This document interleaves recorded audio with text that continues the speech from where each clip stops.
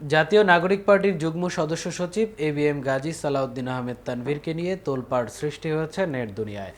চলতি বছরে জাতীয় শিক্ষাক্রম ও পাঠ্যপুস্তক বোর্ডের পাঠ্য বই ছাপানোর কাগজ কেনায় কমিশন বাণিজ্য নিয়ে দুর্নীতির অভিযোগের সঙ্গে তার নাম এসেছে। দেশের একটি অনলাইন পোর্টালে এই সংক্রান্ত সংবাদ প্রকাশিত হওয়ার পরপরই নেটিজেনদের মাঝে তাকে নিয়ে ব্যাপক আলোচনা সমালোচনা চলছে।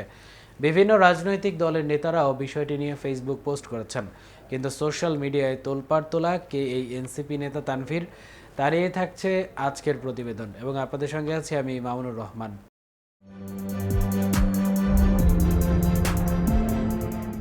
গাজী সালাউদ্দিন তানভীরের ফেসবুক পেজ থেকে জানা যায় তিনি Bogura BIAM model school and college ও চুয়েটের সাবেক ছাত্র।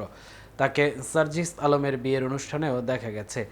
একই টেবিলে নাহিদ ইসলাম, সার্জিস আলম ও আসিফ মাহমুদের সঙ্গে বসে থাকার একটি ছবিও ভাইরাল হয়েছে।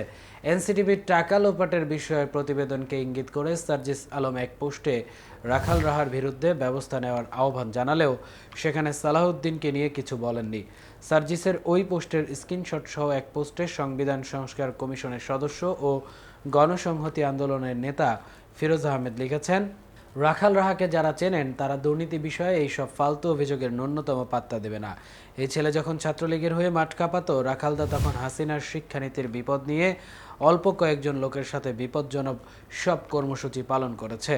এই ছেলে যখন ৮ দফা দিয়ে বেরাচ্ছে, রাখালদা তখন অত্যন্ত ঝুঁকিপূর্ণ সব কাজ করেছে বন্ধুদের নিয়ে।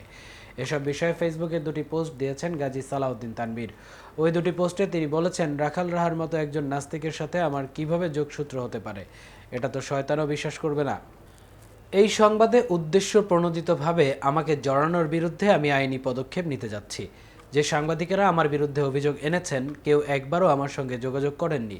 কিসের ভিত্তিতে আমার নাম রাখাল রাহার মতো একজন নাস্তিকের সাথে জড়িয়ে মিথ্যা সংবাদ প্রচার করলো, জবাব চাই। তানভীর আরও বলেন, এই কথিত কাগজ সিন্ডিকেটের সাথে আমার জড়িত থাকার বিষয়ে দেশের বিদ্যমান সব ডিজিএফআই, এনএসআই তদন্ত করুক। তদন্ত করে যদি ১ টাকার আর্থিক সংশ্লিষ্টতা প্রমাণ করতে পারে তাহলে আমি বিদ্যমান যে কোনো শাস্তি মাথা পেতে নেব। আর যদি প্রমাণ করতে না পারে, আমার ক্যারেক্টার অ্যাসাসিনেশনের ওই হীন প্রচেষ্টার জন্য প্রোপাগান্ডা প্রচারকারীদের বিরুদ্ধে মানহানির মামলা করব।